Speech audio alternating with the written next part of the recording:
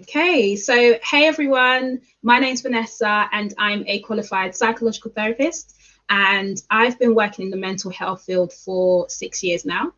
And in addition to that, I am also the founder and director of the mental health organization Inside Out Wellbeing. And at Inside Out Wellbeing, we are all about mental health. We are all about well-being. We are all about giving people the tools and techniques to be able to optimize their mental health and well-being. And as a therapist, a topic that is really, really, really close to my heart, especially now in 2021 with everything that has been going on this year, is of course creatives' mental health and well-being. So that's a topic that we are going to tap into today. And the three things that I do want to touch upon is, of course, looking at the challenges faced by creatives, the importance of looking after your well-being. And then at the end, I'm going to go through the well-being starter pack for creatives. So these are some of the things that, over the years that I've been working with people, working with creatives, talking to creatives, especially, as I mentioned during this time as well, I've put together my top tips of ways that you can look after your mental health and well-being as a creative. So, of course, what a time it is to be a creative. If we think about everything that's been going on over the last 12 months, there's been a lot of change, there's been a lot of transitions. With everything that's been happening, it's caught a lot of us off guard. And, from speaking to people, we can see that it's had an impact on COVID-19 has had an impact on creatives in so many different ways. Some people have lost their routines, lost their jobs, lost their sense of pleasure. And for some people, they may have even lost their identity. And of course, as I mentioned, with everything that's happening at the moment, it can be quite challenging to keep going and keep that momentum going with everything that is happening right now. And when we look at this loss of routine, loss of jobs, loss of stability, loss of that sense of pleasure, loss of identity, one way that we can look at this is through the stages of grief, essentially, because if you've lost something, it's understandable that you would be grieving these things as well. So when we look at the stages of grief, we've got denial, anger, bargaining, depression, acceptance. And for some people, when we initially, 12 months ago, initially, they may have been experiencing denial. So that might have looked like, oh gosh, no, this can't be happening. What is going on? Denying the whole situation itself or denying the position that they're in. For some people, they may have been experiencing anger. So that would have been maybe anger towards the government, anger towards institutions, anger even towards themselves. For some people, they may have been at that bargaining stage. So what if this happens? What if that happens? What if I'm never able to create again? What if I'm never able to get a job again? Have I even gone into the right career? What if I listened to this person? So on and so forth. And for some people, maybe at that depression stage, feeling quite low. Is this a career that I'm actually meant to be in? What actually am I meant to do with my life? Those feelings of worthlessness and those feelings of helplessness as well. And then for some people, that acceptance stage. So, taking into account that, this has actually happened and trying to make the most of what you actually have. So with these different stages, of course, even for the individual, they may have experienced all of these different stages over the course of the last 12 months. Some people may be at the beginning, some people may be at the end, but then some people may also be fluctuating as well. But one of the main things to highlight is that whatever stage you are at, that is completely okay. And that is fine because, of course, we're experiencing or what you are experiencing is a natural response to abnormal events. So the way that you are processing this right now, it's important to understand that, everyone processes things differently. And, wherever you are at now is the time to actually look at ways that you can look after your mental health and look after your well-being. So, of course, as we can see, there's a lot going on, and what a time it is to be a creative. And of course, as a therapist, as I mentioned, I've worked with lots of different creatives. I've worked with musicians, I've worked with actors, I've worked with artists, producers, and from working with people, from working with creatives, something that I have noticed is, there's three things that I've noticed. Number one is that most creatives do not set realistic expectations for themselves. Okay. Number two is that most creatives attach their self-worth and their self-value to their work. And number three is that most creatives put well-being at the bottom of their to-do list. Okay, so number one, with most creatives not setting realistic expectations for themselves, what does that actually mean when we talk about expectations? And of course, the expectations that you set for yourself has an impact on your experience of the world. And that's something that we're going to tap into when we look at those tips towards looking after your mental health and your well-being. And, of course, with these expectations as well, they give you an understanding of your views towards yourself, your views towards the world, and also your views towards the future. So again, thinking about what are some of the expectations that you are setting for yourself. So just to give you an example, if it's the case where you expect that you can do everything, by yourself, you're able to, make sure that you, create as much as you can, put out as much content there, and, do everything that you can possible to the extent of burning yourself out and not looking after your well-being. Of course, that's going to have detrimental impacts on yourself, because at the end of the day, you are a human being, you're not a robot. So getting that balance is something that's important. And again, that's something that we'll be touching upon in those top tips. And then when we speak about, most creatives attaching their self-worth to their work, of course, when we look at success looks really different for everyone. But one thing that we do know about success is that it's not a straight path. There's going to be times where there are obstacles that you face. There are times where things don't necessarily go according to plan. And so, if you're attaching your self-worth and your self-value to your work, what then happens is when work is doing well, when your output is going well, then it seems like, you are doing well. But then when it's not going well, it's almost like you are not doing well as well. And so looking at, again, the impact that can then have on your well-being. How is that having an impact on the way that you think about yourself? And how is that having an impact on the things that you do as well? And of course, with the last point about most creatives putting their well-being at the bottom of the to-do list, of course, with all of the pressures, with all of the expectations,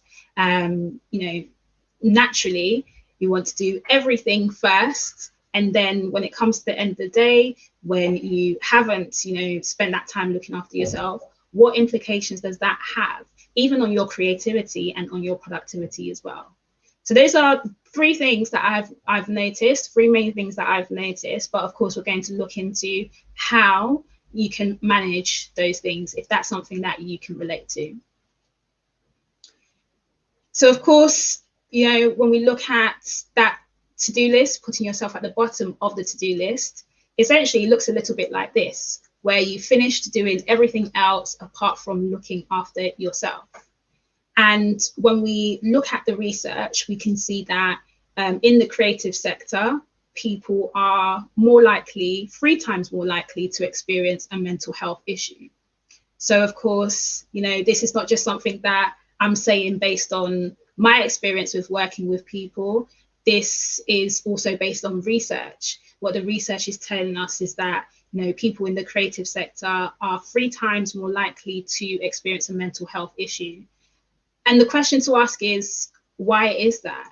Because you would think that in the creative field, where you're able to, put out creative work, you're able to, spend some time putting together the best versions of what you can do, putting together a masterpiece, and that would be almost like a therapeutic process and a way of being able to, do something that you enjoy. So why is it that being able to actually do the things that you enjoy, in this field as well, why is it that people are more likely to experience mental health issues? Well, it goes back to those 3 things that I mentioned before with, people not setting realistic expectations for themselves, people attaching their self-worth and self-value to their work, and putting their well-being at the bottom of the to-do list. But of course, with that being said, we know that creatives have needs. Everyone has needs, but especially creatives, creatives have needs. So what we can look at this like is a model called the Biopsychosocial spiritual model. And this model just brings into account the fact that, we all have needs that we need to fulfill. No matter what stage of the journey you are at, you do have needs that you need to fulfill. So those needs include biological needs, psychological needs, social needs, and also spiritual needs. And one way that we can illustrate that is by looking at this table. So if we looked at each aspect of this model, so the biological needs, psychological needs, social needs, and spiritual needs, as a leg of the table, what would happen if one of these legs were wobbly, if one of these legs were broken? That, of course, would have an impact on the whole table. So the whole table itself would be a bit wobbly, or would be a bit unstable. Again, what would happen if 2 of these legs were broken or a bit wobbly? Again, that whole table itself would be unstable. It wouldn't be able to function and fulfill its purpose. And that's a similar thing that happens when we are not fulfilling each of these needs. So biological needs include, what are you doing for your body?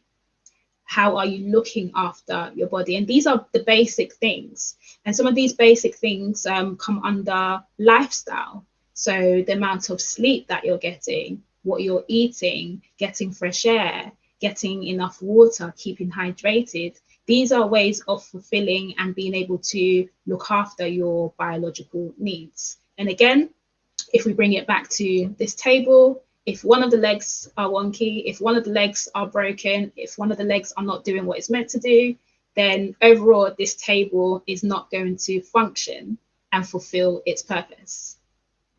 And that's similar to psychological needs. So being able to look after your mind, being able to look after yourself and your mental health as well. What are you doing to fulfill your psychological needs? When you do experience negative thoughts about yourself, how are you managing those thoughts? When you experience negative thoughts about your work, how are you managing those thoughts? Are you challenging those thoughts, or are you allowing those thoughts to consume you and take over your life, essentially? And then, of course, we've got the social needs. Social needs would relate to the fact that we are social beings. So being able to connect with one another, being able to connect with people who are doing similar things to you. That's a need that can be part of our well-being as a way of fulfilling our well-being as well. And then spiritual needs, of course, with spiritual needs, that looks completely different for everyone. For some people, it might be their faith. Some people might be their religion. For some people, it might just be that sense of purpose, being able to fulfill their purpose and do what, be able to reach their goals, being able to fulfill the things that they want to fulfill as well. So again, when we look at the needs that you have as creatives, because at the end of the day, as we mentioned, you are a human being, you are not a robot. So being able to fulfill these different needs and being able to strengthen the legs on this table, on your table, so that the table can overall fulfill its purpose and fulfill its function. And it's almost like, with the table itself, of course, you would use it to, you might put things on top of it, you might put books on top of it, you might put a lamp on top of it, all of these things that you're putting on top of your table. This would be the things that are probably going on in your life. And if the table is not strong enough to hold what's going on the table, then the whole table itself is going to collapse the more you put on stressors, the more you put on those things on top of the table itself. So all in all, I hope that gives you an idea of the needs the basic needs that you have as a human being. But then how does this link to being a creative? How does this link to your creativity? Another way that we can look at this is through a concept called the cognitive cycle. And with the cognitive cycle, this is one of my favorite self-awareness tools. And I believe as a creative, it's important to develop self-awareness, because self-awareness is essentially your superpower. The more you know yourself, the more you understand about your needs, the more you understand about the way you are, the better you are equipped to face life, to face those obstacles that you might face, and also, to be creative and do what you want to do as well. So with the cognitive circle, it gives us an idea that when you experience a situation, or when you're in a situation, or you experience a trigger, that can then have an impact on the way that you think about things. Okay. And of course, the way that you think about things then has an impact on your emotions. And of course, if you're feeling a particular emotion, this will then have an impact on your body. So that's the part that we tend to underestimate, that connection between the mind and the body. It's almost like a relationship. So when one is affected, the other sympathizes and takes that on as well. So just to illustrate that with an example, perhaps maybe when you might have noticed, for some people, when you're feeling anxious, you might experience those heart palpitations, or you might experience tension in the body, or breathlessness, or shakiness. All of these physical symptoms are, the emotions manifesting in your body.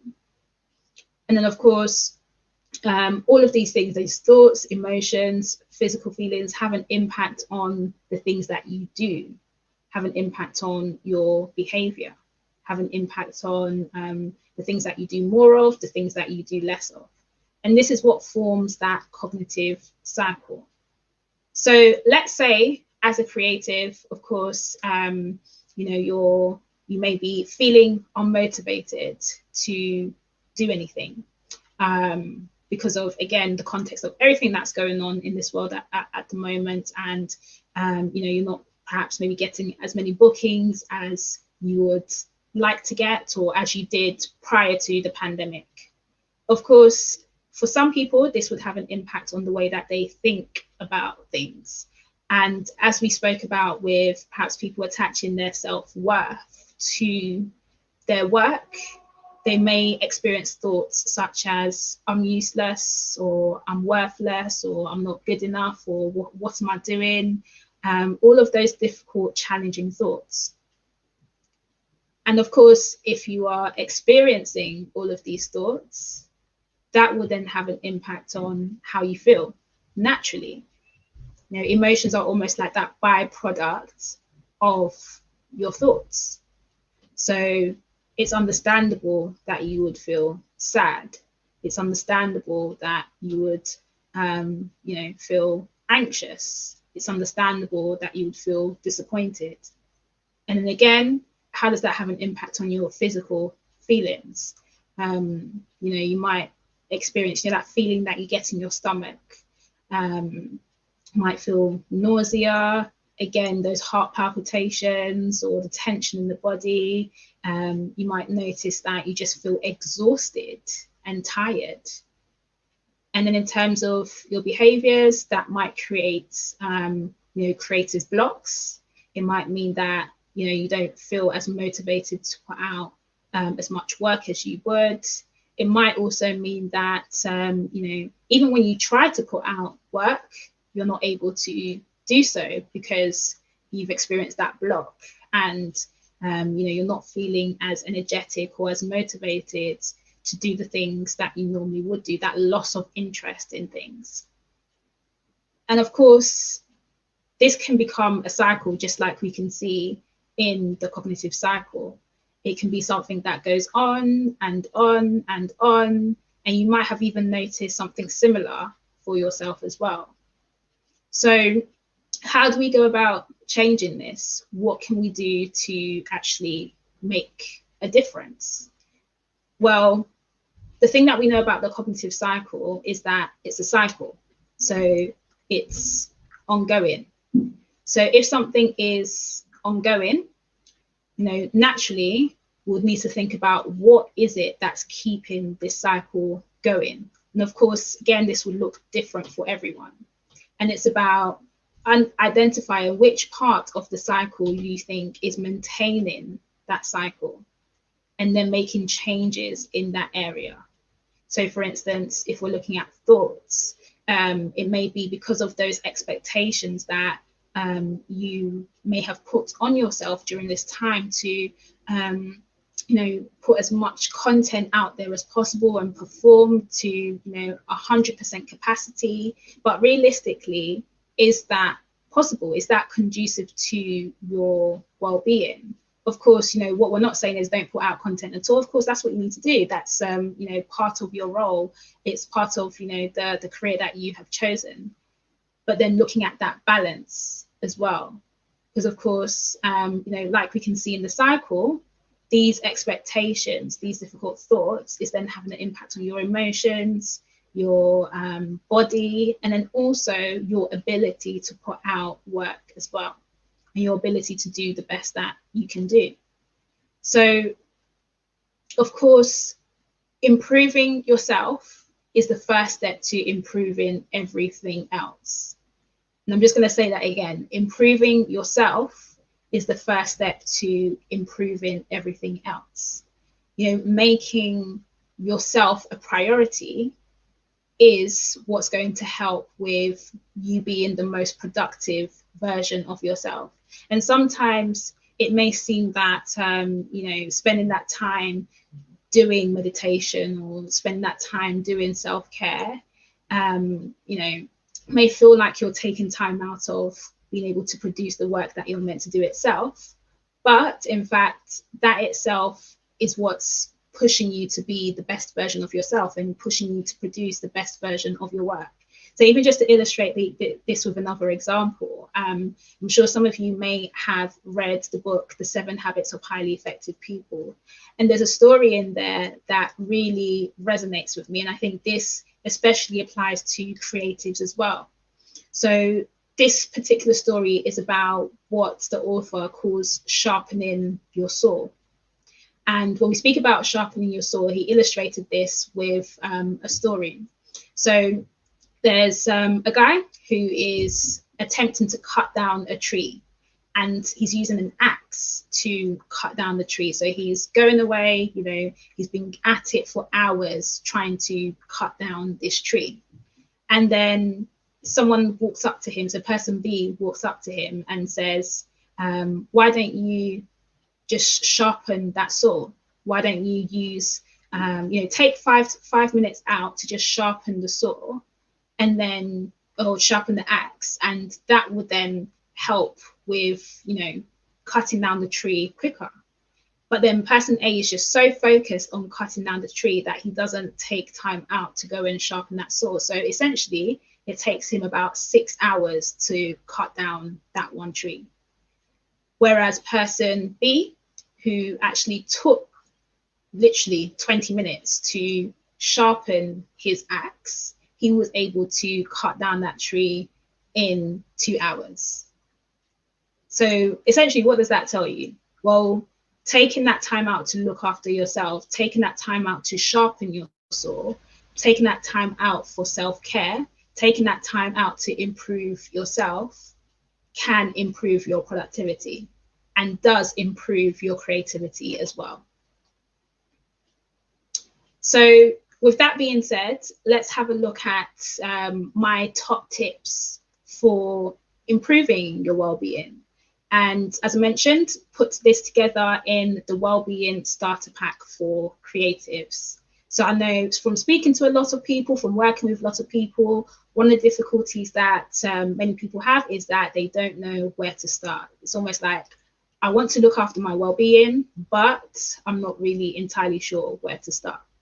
Well, this is a good starting point, looking at the Wellbeing Starter Pack for creatives, and that is essentially the 3 C's: control, care, and compassion. So easy to remember, isn't it? Control, care, and compassion. So let's start off with control. Again, back to one of the observations that I had, that I have had as a therapist, speaking to a lot of creatives, is that, again, people do not set realistic expectations. So let's look at setting realistic expectations, looking at what you can control versus what you can't control. Because most of the time, some of us are so worried about the things that we can't control. So then we end up experiencing a spiral of lots of difficult thoughts. But then in the end, these are things that we can't control anyway. So,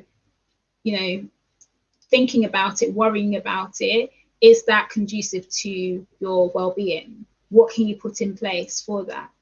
And of course, with the things that you can control, managing that, what are the things that you can put an action plan in place to be able to manage those things? And also accepting doubt and uncertainty as part of the process.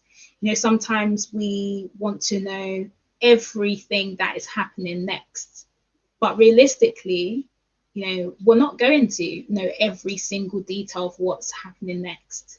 And of course, that can then, we're so bogged down on trying to plan for every single detail that's happening next, that can then restrict your ability to be creative and your ability to just be in that flow state. That key thing about being in that flow state, allowing yourself essentially to breathe, allowing yourself to be in that position where you're able to let that creativity just flow. And it's almost like this image that we can see on the right here. Of course, being bogged down with the things that you can't control is restricting. And as a result of that, you're not able to, create, you're not able to do the things that you would like to do and achieve as well. And this year itself has been quite evident of, the fact that it's difficult to plan for every single detail, the way that this year has literally caught most of us off guard. So accepting doubt and uncertainty as part of the process is a way of reducing anxiety. And then looking at redefining successes and failures. So what success and failure would have been for you, prior to the pandemic, is essentially going to be different. And even redefining that language as well. So rather than using the term failure itself, looking at that from another perspective and seeing, okay, maybe I haven't achieved what I wanted to achieve, or I haven't been able to put as much work out there as I would like to because I haven't been feeling as motivated. But what can I then learn from this situation? Is there something that I can gain from this situation as well? So again, this is part of that first step with what can you control and what can't you control, and essentially letting things be as a way of reducing anxiety.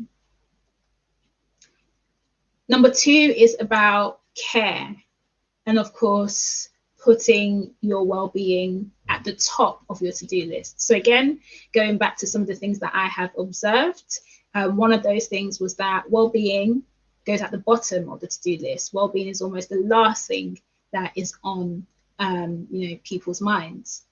But essentially that going at the top of your to-do list, because at the end of the day, your well-being is the foundation of everything that you do. And we know that with a solid foundation, you can build a house and it will last. With a weaker foundation, you will build the best house that you can, you will build the most beautiful house that you can, but eventually, because of that weak foundation, it will just come crumbling down. And that's just a visual representation of, what it can be like for your well-being as well, for you and your productivity. And of course, when you improve yourself, just as we mentioned, you improve everything else. When you improve that foundation, everything else on top improves as well. And it's almost like a well-being account that you have. Everyone has a well-being account, and you can invest into that account, or you can withdraw out of the account as well. So when you make investments into the account, these are those things that you do for self-care. So, like we spoke about, those needs that you have, those biological needs, those psychological needs, those social needs, those spiritual needs, every time you tap into each of these needs, you are investing into your well-being account. So then you are in a good place to be the most productive version of yourself, to be the most creative version of yourself as well. And also, be there for others as well. So it's almost like, it reminds me when I was doing my undergrad. I know most people may be able to relate to this as well. During my undergrad, of course, I wasn't the richest person in the world, to say the least. There were times where I was in my overdraft, and I have a younger brother. And let's say, there's a time where he asks me for money. If I'm in my overdraft, and how am I able to actually give him the money? I have two options. I could either say, sorry, I can't help you, or I could say, you know what, I'll help you. But then if I've got minus £100 and I give him £100, that's going to be minus £200. So I am helping him at the expense of, worsening my own well-being and putting myself deeper into the well-being account.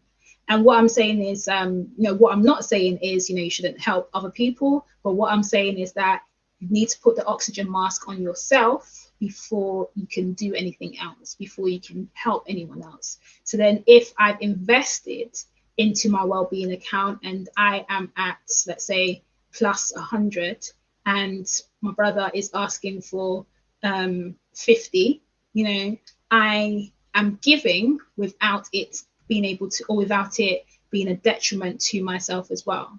So that's a similar way that we can look at the well-being account, being able to do your self-care activities. Because of course, you more than anyone else. The things that can fulfill those biological needs. The things that can fulfill your psychological needs, your social needs, and spiritual needs. And essentially tapping into these things are investments into your well-being account. And it reminds me of this quote, so I'm just going to read it out. And it says, you owe yourself an hour of your day for self-maintenance. So book regular appointments with yourself to check in. 1 hour is 1/24th of your day. And that is less than 5% of your day to sharpen your saw. So imagine what difference that can make to your life. Just 5% of your day to sharpen your saw.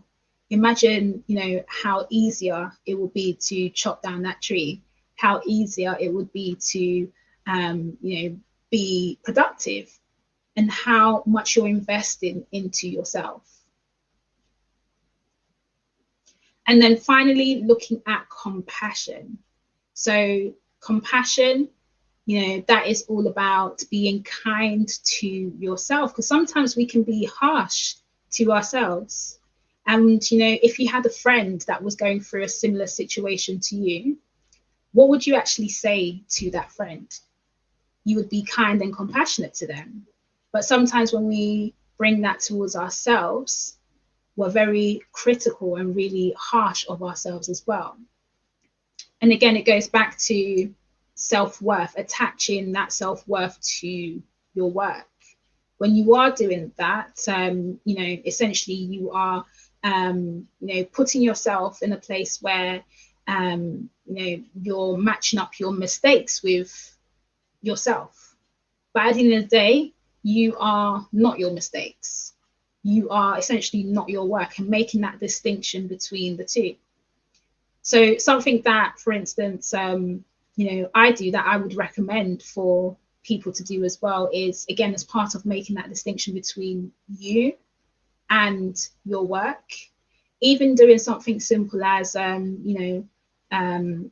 changing what you would name yourself, for instance. So just to give an example, when I am, out in the community with my friends, with my family, doing the work that I'm doing, I will be Vanessa. Whereas when I'm, on social media, I refer to myself as Nessa. So even just making that small distinction between the two can make a big difference as well, of not attaching self-worth and self-value to your work. Because at the end of the day, you are not your work and you are not your mistakes. And at the end of the day as well, you are not a robot, you're a human being. So that ties on to that last point there, which is about your negative emotions are not your enemy. As part of being compassionate with yourself includes listening to your emotions. And of course, as creatives, you will experience an entire range of emotions, from being happy to sad, from being excited to being disappointed. You will experience that full range of human emotions. And essentially, they are human emotions. So they're telling you that you are a human being, and it's natural to experience these emotions. It's even healthy to experience these emotions as well. And sometimes when we experience negative emotions like feeling sad or feeling low or feeling angry, or feeling disappointed, we tend to suppress those emotions or even fight those emotions. But what difference do you think it would make if you actually listened to those emotions, actually sat and listened to those emotions, and ask yourself, okay, what is this particular emotion telling me? So if you're feeling low, you're feeling sad, it may be an indication that there's something missing. So then what can you do? Again, goes back to topping up your well-being or fulfilling and matching up with those needs that you have. If you're feeling stressed, it might be an indication that, you need to take things one step at a time. So what is an action plan that you can put in place there as well? So those are examples of how you can actually, sit down and actually listen to those emotions and be compassionate with yourself, because emotions are not the enemy. Those negative emotions are not the enemy. So overall, this forms the Wellbeing Starter Pack for creatives. We've got control, looking at what you can control, looking at what you can't control, and setting realistic expectations for yourself. Care, this is all about self-care and topping up your well-being account, making sure that your well-being is the priority, because that is the foundation of everything that you do, and improving yourself improves everything else. And number 3, compassion, so being kind to yourself, accepting that there will be times where things don't go according to plan, but that is okay, because you're a human being. And being kind to yourself involves listening to your emotions. So those are the 3 C's, and these are the 3 C's that can essentially help you to improve your overall well-being and be that next step in terms of being able to optimize your well-being as well. So of course, having that in mind, knowing all about the 3 C's, you've got all of those steps in place to be able to support your mental health and well-being. But what happens if you fall down?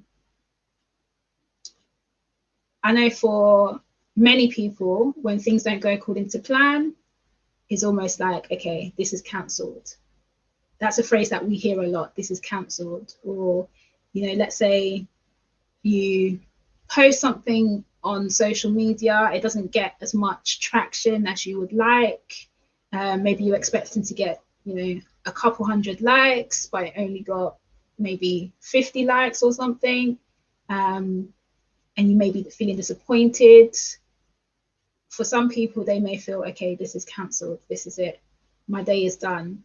Or even if something negative happens, maybe you hear some bad news, or some negative news, or maybe a rejection or something like that. That phrase tends to be used, okay, today's cancelled, we're not doing this anymore, today's cancelled, let me just go and sleep and finish the day.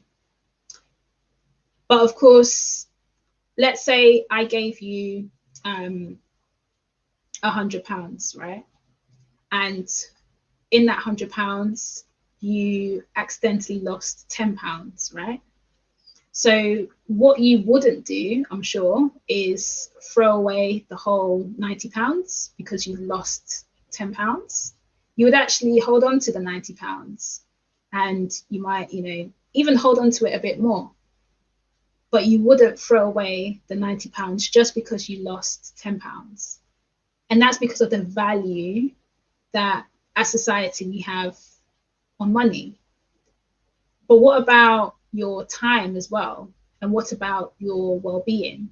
Just because, you know, something negative has happened, or you've had a rejection, or things may not have gone according to plan, or the content that you put out there that you thought was going to be, you know, the thing that really takes things to the next level, maybe it didn't go according to plan. What can you do? You know, what are some of those things that you can put in place for yourself as well? So just because something has gone wrong, it doesn't mean that you know, the whole day is cancelled. When you fall down, you essentially, you might chill there for a little bit, but then you get back up again and put those things in place, those 3 C's in place as well. And finally, of course, as Lauryn Hill said, how are you going to win if you are not right within? And, you know, even that itself just speaks to all of us, you know, especially creatives, to be able to actually put out your best work, to be able to actually, you know, be the best creative that you can be. It all starts from working from what is within, working on your mental health and working on your well-being. And using those 3 C's that we discussed, these are ways that you can actually start to manage and also optimize your mental health. Okay, so thank you very much for listening. Thank you very much for sticking through to the end. You know, you could have been doing anything else, but you decided to actually listen to this today. So much appreciated. I appreciate that. And I hope you found that helpful. So just to tell you a bit about Inside Out Wellbeing, as I mentioned at the beginning, we are all about, you know, providing people with the tools and techniques to be able to optimize and manage their mental health. So we also run wellbeing workshops, we run events and support groups, all to support young adults. We touch upon lots of different topics, from managing stress to managing anxiety, managing low mood, managing emotions. And essentially, it's all about looking after yourself from the inside out to be able to be the best version of yourself. And of course, if listening to this, you would like further support, or if you are interested in you know, taking that step further to work on yourself, I would always recommend getting in touch with different services to get the support that you need, to get the support that is required for your needs as well. So these are some of the services that I would recommend. Great. Thank you very much, everyone, for listening. Take care. Bye.